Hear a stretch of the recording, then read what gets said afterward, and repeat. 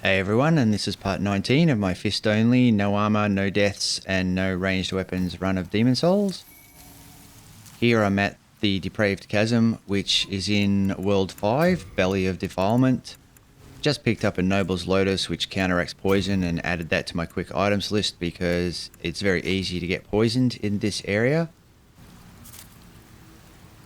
I can't say as I did this that I was 100% over the Depraved Chasm. I mean, in terms of experience, I'd only run through here once, but I did remember it was quite a short area.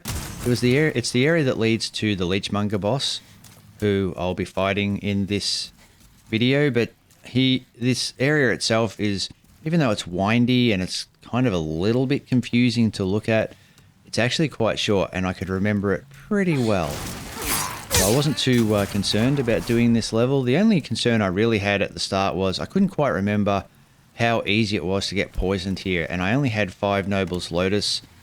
So yeah, I wasn't sure if that was going to be enough or not. I did have the poison resistance ring ready as well, and I thought if I run out of that, if I run out of Noble Lotuses, I might end up just having to use a lot of grass or something. But yeah, I wasn't particularly concerned about this level as I embarked on it, not like some of the other levels, because I did kind of know it fairly well, or remember it fairly well. I even remembered that dude threw down rocks.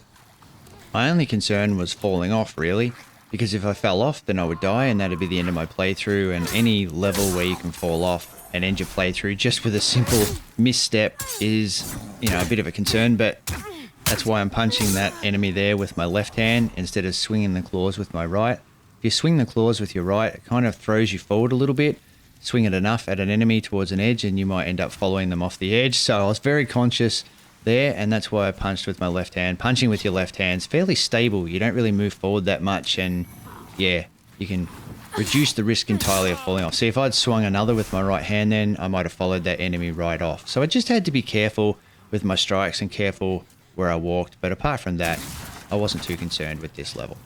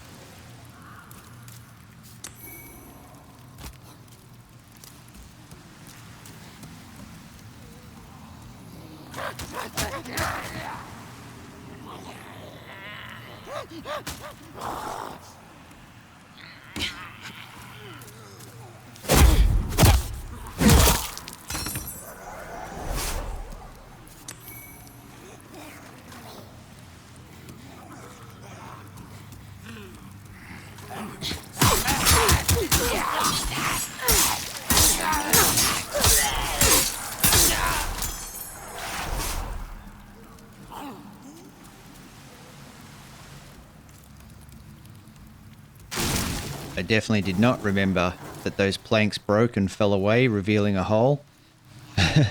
So I was pretty lucky that I was walking along the side of that. I mean, I thought maybe that was a hole, but I didn't know it would break away like that. Fortunately, that meant I got to go down to that level via this ladder instead, which enabled me to take some of these enemies on more one-on-one. I think if you fall through that hole, you end up having to take on a group of them at once. I could be wrong, but either way, that was a much better outcome than falling down, that's for sure.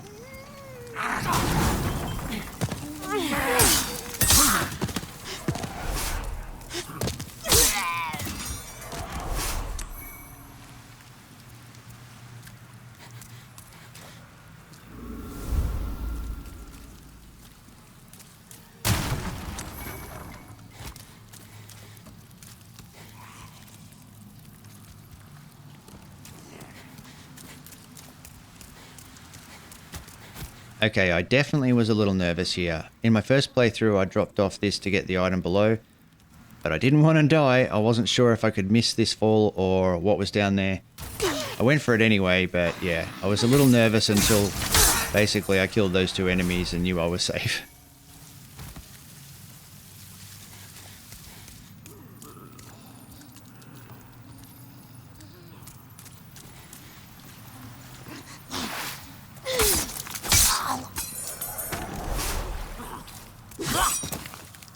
I also really think the claws helped with this section. These guys, I think, are weak to cutting or weak to blades. So this may have been a little bit harder with bare fist. Not too much harder though. I don't think it'd be that much of a drama if I wasn't wearing the claws, but claws definitely seem to be helping here. I also remembered these giant cocoons poison you unless you strike them and then roll away. In my first playthrough, I hit one once and got poisoned straight away, and then I magic killed them from a distance every time from that point forward. So I was well aware that, yeah, if you're going to melee them, you need to roll away or you'll get poisoned.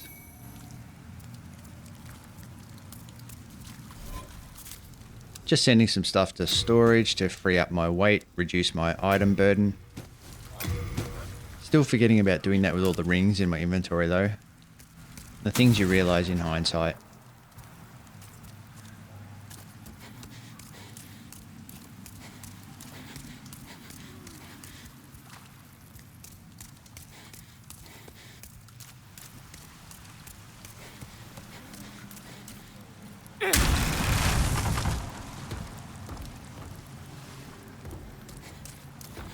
As soon as I saw these rats, I knew I was going to have trouble.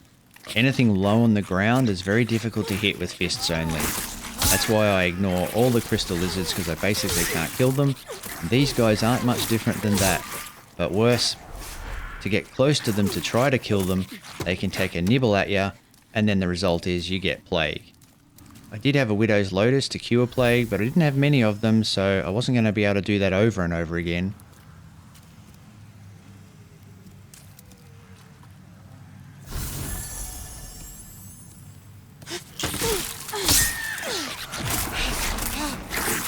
And look at their bites pushing me towards the end of the platform. They almost pushed me off, and then to recover from that, I rolled to the left and I almost rolled off the platform.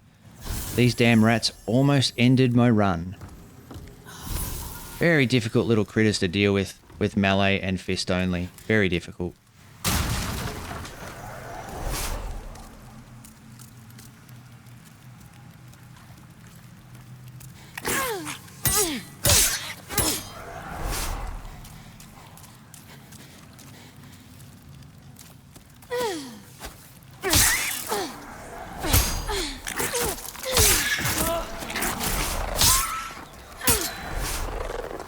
When the last rat died, I was pretty happy, but it left me plagued, so that was a problem as I was out of Widow's Lotuses. Fortunately, the filthy woman merchant is directly above the rats, and she sells Widow's Lotus. So I wanted to buy Widow's Lotus from her immediately to cure the plague, which was handy. Finished already? My little one is a crew.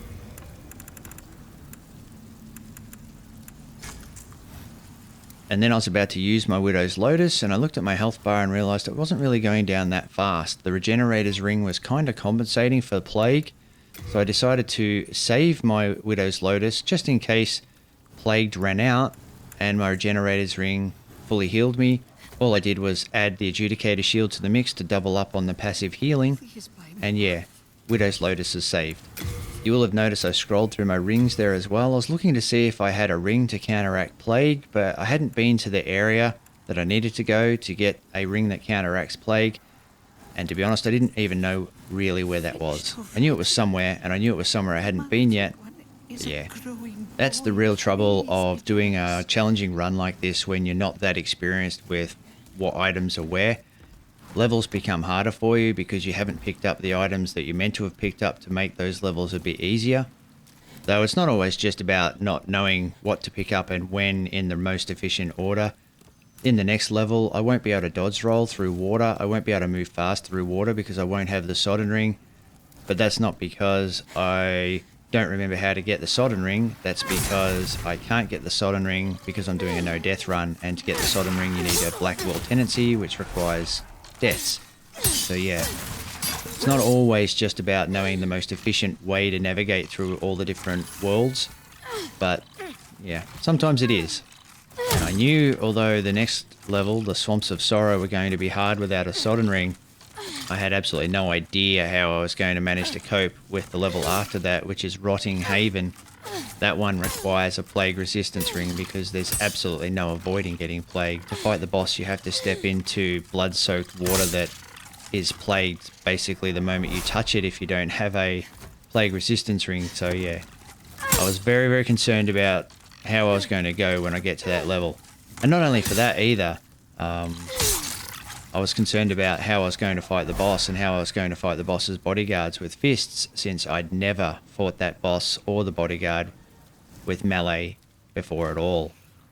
But the first thing was to get to that boss, and without a soldering ring and without a plague resistance ring, I knew that was going to be a lot of trouble. But I still chose to do the Valley of Defilement, this entire area, before doing the area where I thought the plague resistance ring was, and spoiler alert, where it actually is, which is in the Tunnel City on the way to the Flame Lurker boss, because I thought Flame Lurker would be the hardest boss for me to deal with, even though I'd already fought Flame Lurker and knew how to fight Flame Lurker, at least with magic and magic weapons. I thought with fists only, Flame Lurker was going to be quite troublesome, and I much preferred to deal with poison swamps without a soldering ring and plague-ridden swamps without a plague ring than fight Flame Lurker until I had leveled up a little bit more to be able to do a little bit more damage to Flame Lurker. And also the Dragon God after Flame Lurker, because I thought I needed a little bit of damage to be able to break all the pillars so as to get past the Dragon God without being killed. But that's for a future part, that's for a future video. Back to the present moment. Here I'm clearing up my inventory to lighten my weight to make sure that I'm as light as possible for dodging, because I knew some giants were coming up and I wasn't particularly phased by giants, but they do hit hard. They probably could have ended my run really quickly if I wasn't able to dodge and get around them as fast as possible. So I wanted to make sure I was light as possible before I fought them.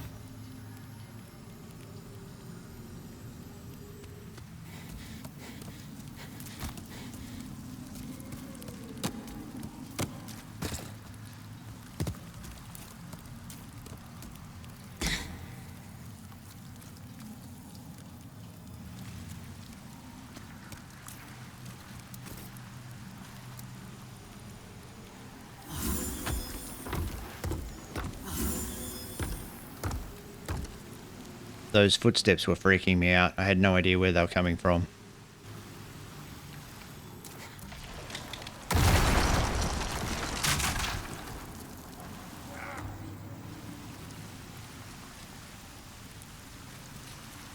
By the way, on the left here, in this little alcove, a ladder will appear there when the world is at white tendency. I remembered that. I couldn't remember what it led to, but I did remember that I had to come back to that once I got this world at white tendency.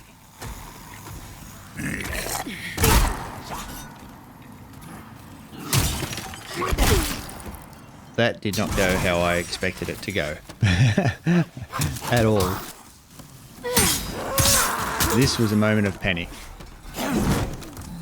I really had to get out of there as quickly as possible, heal up, and try again. And that's really funny, because the giant tried to follow me and fell off to its death. But had that giant not got stuck in that corner between the platform and the wall, had the giant followed me through that door, when all the minions were going ham on me, the giant might have clobbered me as well. I might have gotten very, very lucky there. If the giant had followed me through that door, I might have had my playthrough ended right there and then. Instead, he got stuck and then fell off. I've had more lucky moments than I can count in this run, and that's just another one to add to the pile. Very lucky.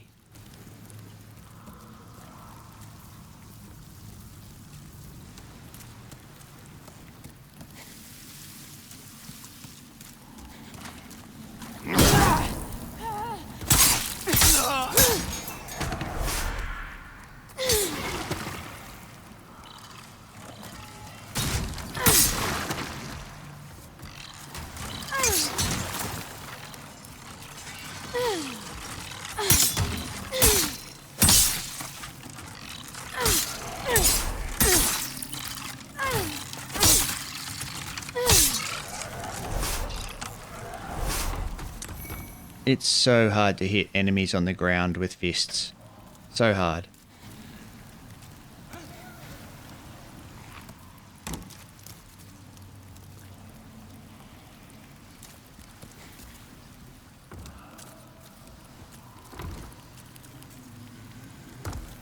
With the last giant encounter, I said I wasn't phased by giants, but after coming out of that, basically thanks to luck, I was a little bit more phased going into this encounter. However, fortunately the minions this time were out instead of in the room, so taking the minions out first made this a lot more easier. But then once the giant came out, I wasn't really sure how well I'd be able to fight him. I wanted to test rolling directly into the giant. I got hit there, it didn't work, but I was sure you could iframe through its strikes, and there I iframed through its strikes, and then I knew from that point forward to fight a giant, just stand right in front of it and roll through its strikes like that. Easy peasy.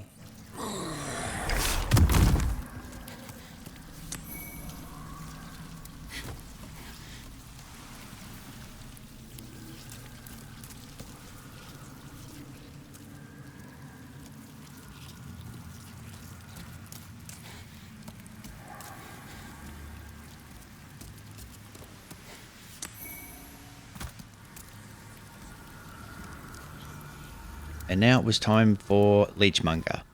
This was a boss that I absolutely knew wouldn't be a problem. I'd already made a guide on how to no damage Leechmonger.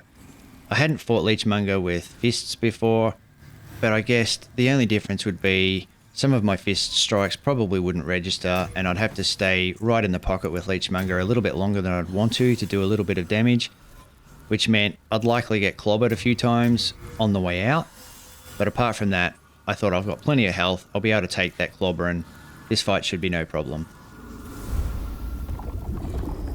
I also knew not to run around the platforms around the edge, but to drop directly down from about here.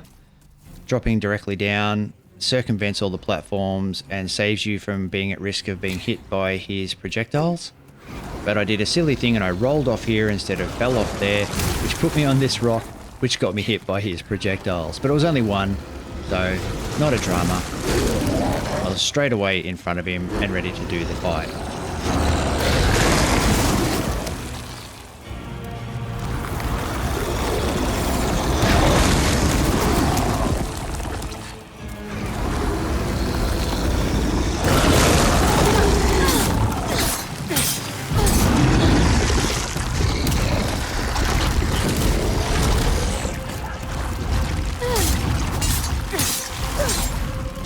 Turns out the claws do decent damage against him, so I was pretty happy about that. In fact, I was very happy about that because making boss fights go faster was the main reason that I decided I would wear claws in this run. So that was good.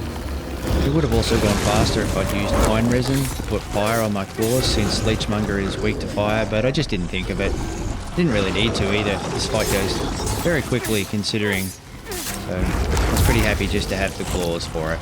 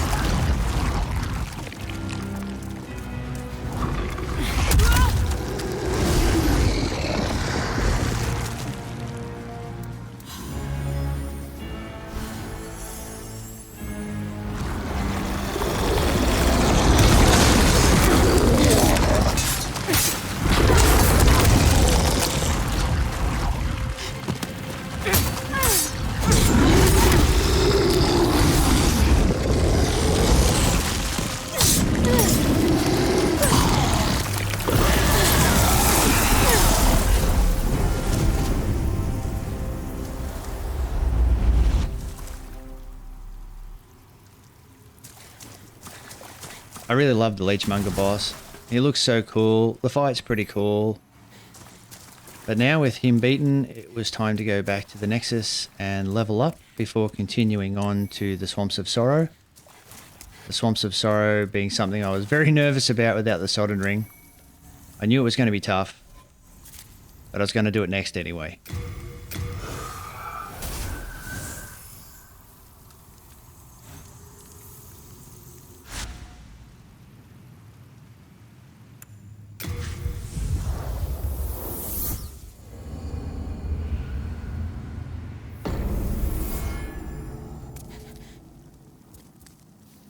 Then touch the demon inside. Soul of the mind, key to life's ether. Soul of the lost, withdrawn from its vessel. Okay, here I was debating whether to put my souls into strength or vitality, or a combination of strength and vitality. I'd had a lot of close calls, so more health was going to be really handy. I'd seen how fast the Leechmonger boss had been beaten with the claws, so I thought more attack power is going to shrink the time it takes me to beat bosses even further. However, without the Sodden Ring for the Swamps of Sorrow, I thought I'm probably really going to struggle wading through the swamps with low endurance. I hadn't really been putting endurance as a priority in this run, so I decided I'm going to put my souls into endurance here. It's only one extra level, which doesn't really add that much, but I think every little bit is going to count for the next level. Swamps of Sorrow was going to be very tough, so yeah, I thought probably endurance will make more of a difference than more vitality and strength. And with that said, I'll continue on with the Swamps of Sorrow in part 20, so thanks for watching this part, and I'll see you in the next one.